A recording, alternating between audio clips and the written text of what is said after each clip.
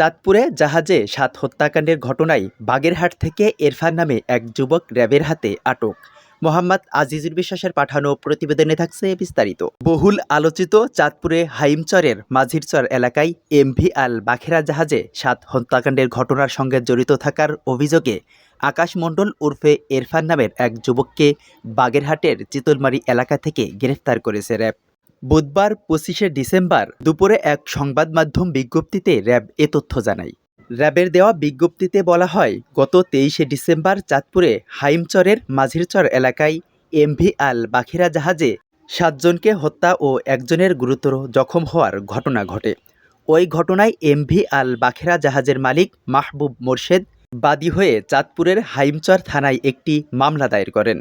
এরই ধারাবাহিকতায় গত মঙ্গলবার ২৪শে ডিসেম্বর রাতে র্যাব সদর দপ্তরের গোয়েন্দা শাখা র্যাব ১১ এবং র্যাব ৬-এর আভিযানিক দল বাগেরহাটের চিতলমারি এলাকায় অভিযান পরিচালনা করে হত্যার ঘটনার সঙ্গে জড়িত আকাশ মণ্ডল ওরফে ইরফানকে গ্রেফতার করা হয়েছে। গ্রেফতারের সময় আকাশ মণ্ডল ইরফানের নিকট থেকে একটি হ্যান্ড গ্লাভস, একটি লোটো ব্যাগ, ঘুমের ঔষধের খালি পাতা, নিহতের ব্যবহার হওয়া ৫টি মোবাইল ও গ্রেফতার হওয়া আকাশের ব্যবহার করা ২টি মোবাইল সহ মোট ৬০টি মোবাইল এবং বিভিন্ন জায়গায় রক্ত মাখানো নীল রঙের একটি জিন্স প্যান্ট উদ্ধার করা হয়। প্রাথমিক জিজ্ঞাসাবাদে গ্রেফতারকৃত ব্যক্তি ওই ঘটনার সঙ্গে তার বিষয়ে তথ্য প্রদান করে। প্রাথমিক জিজ্ঞাসাবাদে গ্রেফতার হওয়া আকাশ মণ্ডল ইরফান জানায়, সে প্রায় ৮ মাস যাবৎ এমভি আল বাখেরা জাহাজে চাকরি করে আসছে।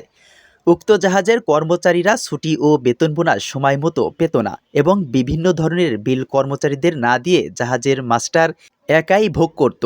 জাহাজের মাস্টার সকল কর্মচারীর উপর বিনা কারণে রাগারাগি করত এবং কারো উপর নাখোশ হলে তাকে কোনো বিচার বিবেচনা ছাড়াই জাহাজ থেকে নামিয়ে দিত, এমনকি তাদের বকেয়া বেতনও দিত না। এ ব্যাপারে আসামি আকাশ জাহাজের সবাইকে প্রতিবাদ করতে বললে কেউ ভয়ে প্রতিবাদ করত না। মাস্টারের এমন কার্যকলাপে প্রচণ্ড ক্ষোভের সৃষ্টি হয় এবং এই ক্ষোভ থেকে তাকে উচিত শিক্ষা দেওয়ার পরিকল্পনা করে। পরিকল্পনা অনুযায়ী আনুমানিক ১৮ ডিসেম্বর ইরফান ৩ পাতা ঘুমের ওষুধ ক্রয় করে নিজের কাছে রেখে দেয়। প্রাথমিকভাবে জিজ্ঞাসাবাদে উক্ত ঘটনায় সে একাই জড়িত বলে জানা যায়। পরবর্তীতে অধিকতর তদন্তের মাধ্যমে বিষয়টি আরও নিশ্চিত হওয়া যাবে বলে জানায় র্যাব। গত ২২ ডিসেম্বর সকাল ৮টার দিকে ভিকটিমরা সহ ইরফান এমভি আল বাখেরা জাহাজে ৭২০ টন ইউরিয়া সার নিয়ে চট্টগ্রাম হতে বাঘাবাড়ি সিরাজগঞ্জের উদ্দেশ্যে রওনা দেয়।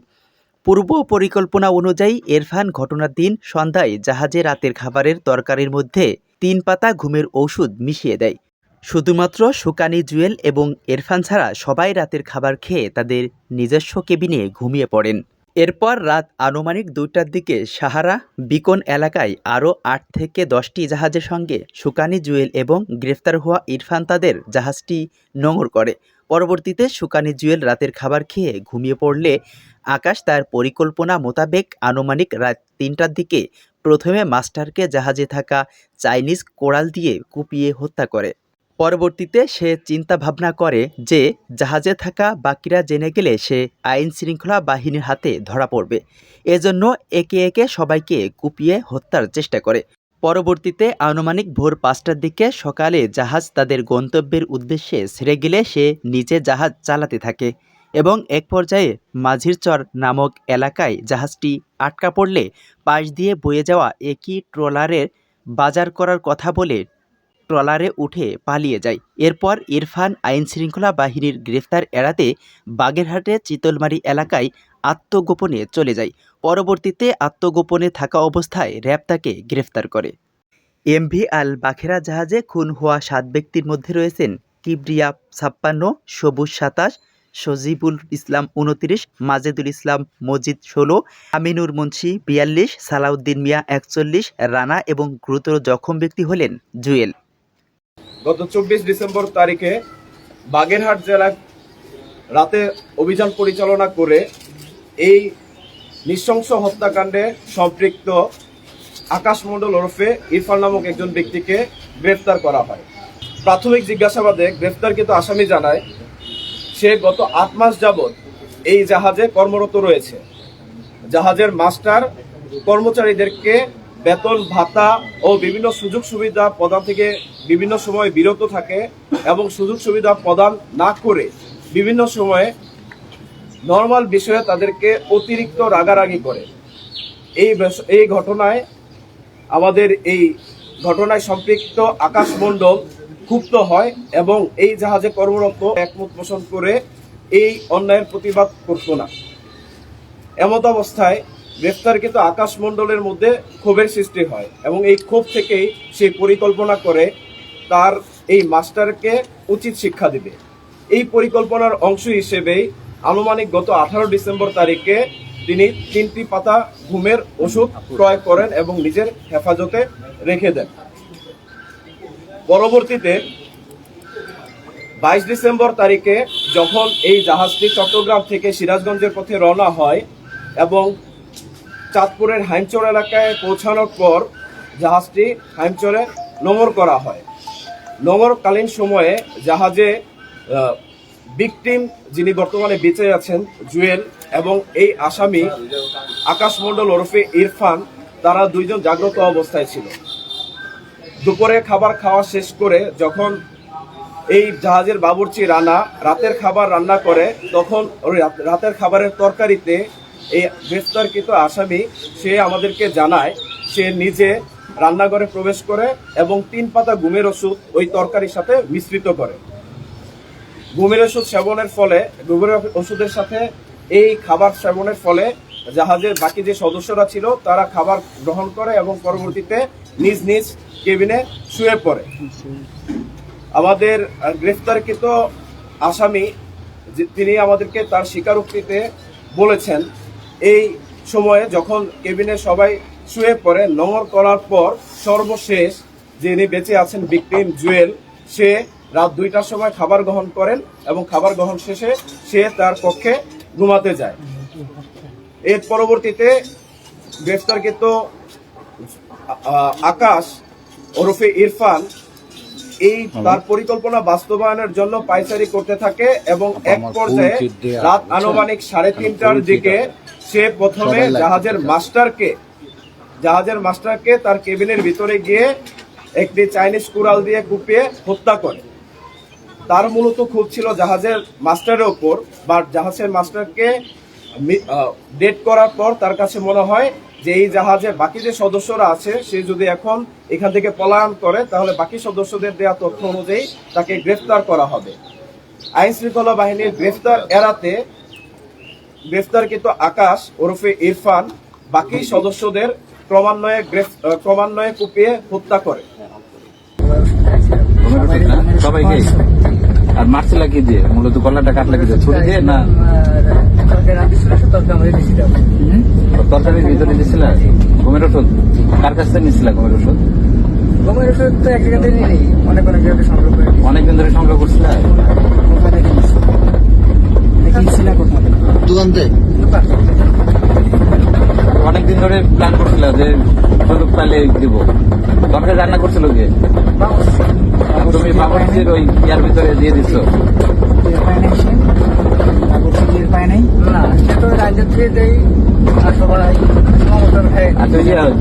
মানে ওদেরকে গলায় যে পোজ দিচ্ছ ওটা কি তরকারি গোটা ইয়াতে পোজ দিচ্ছ না আলাদা ছুরি নিয়ে আসছিল কোথাও থেকে?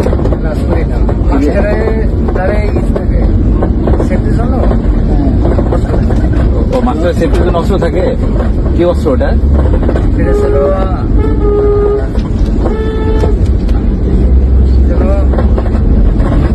দেশি অস্ত্র না বিদেশি কোনো ছড়ি টড়ি?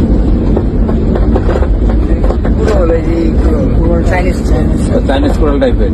মানে এটা মাস্টার মানে নিরাপত্তার জন্য রাখে, ওটাতেই তুমি ইয়া করছো। প্রথমে কাকে ফটো দিয়েছিল?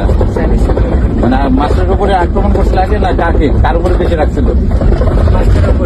আগে মাস্টারেই মারছো? আসলে সবাই তো ঘুমাই গেছিল, চিৎকার করার তো সুযোগ পায় নাই।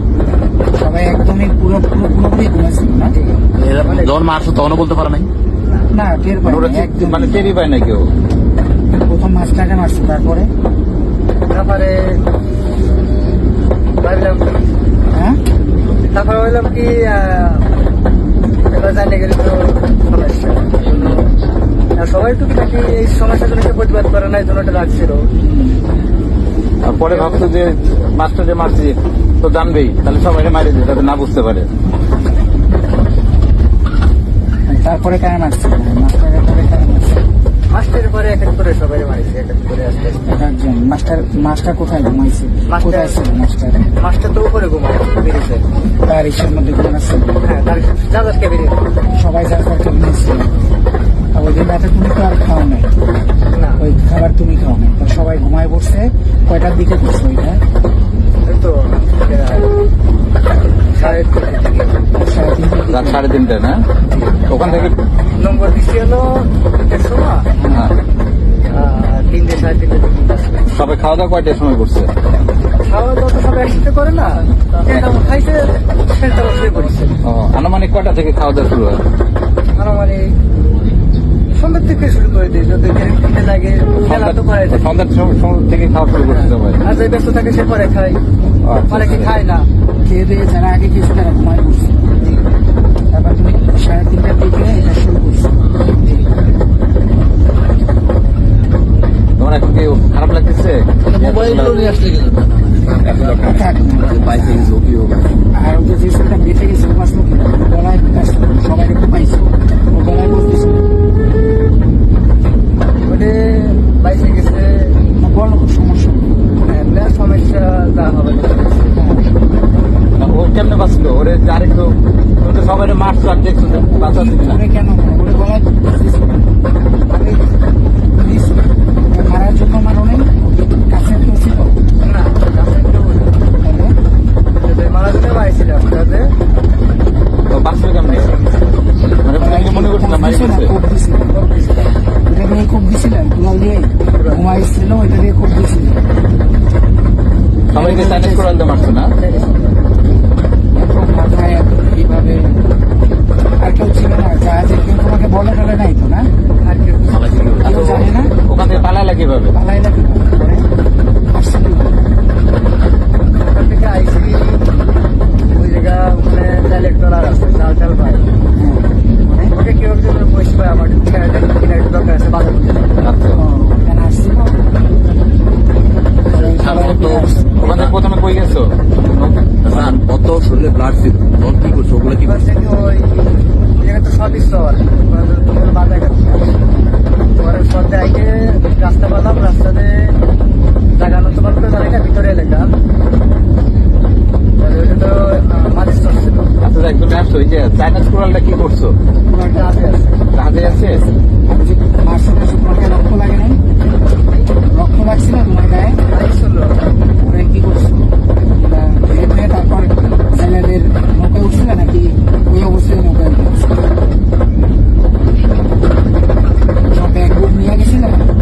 কিছু নেই জাহাজে, না, ওই তোমার কাপড় চোপড় গুলা কি করছো তাই বলছি? জাহাজে সব ফোন আইছি, ফোন নিছে? ফোনগুলো কেন দিচ্ছে? এমনি আমাদের টাকা ছিল না, ভাবলাম কি ফোনটা বেশি আনে তাহলে আমি বাড়ি আসতে পারবো। টাকা ছিল না, কোনো টাকা পয়সা ছিল না। জামা কাপড় কি করছো বলো তো? এই জায়গায় জামা কাপড় সবই আমার এই পোশাকে ছিল? না না ওই পোশাক কি করছো? জামা কাপড় কি করছো? রক্ত মাখা? রক্তমাখা একটা প্যানি আছে, হালকা হালকা ফুটে লাগিয়েছিল ওই ব্যাগের মধ্যেই আছে, কোন ব্যাগে? যে ব্যাগটা আমাদের এই ব্যাগে? আর এইগুলো নতুন এটা কি রাখি না? এটা আমার বিকাশে টাকা ছিল, 2500 টাকা সার্ভিস 27 টাকা ছিল, জি। ওই টাকাটা বাই করেছি, ওই টাকাটা বাই করেছি। এটা দিচ্ছে হলো 500 টাকা নিচ্ছে, এটা হলো 800 টাকা নিচ্ছে, আর এটা দিয়ে রাস্তায় খরচ আছে। সেখানে তো আমার বাসা অনেক দূর। কাউকে বলছো এই কথা এখনো? এইটা করছো কাউকে বলো না? বোনরা জানে? কেউ জানে না? কেউ জড়িত ছিল না তোমার সাথে? ইমাম হাসান, ই টেলিভিশন।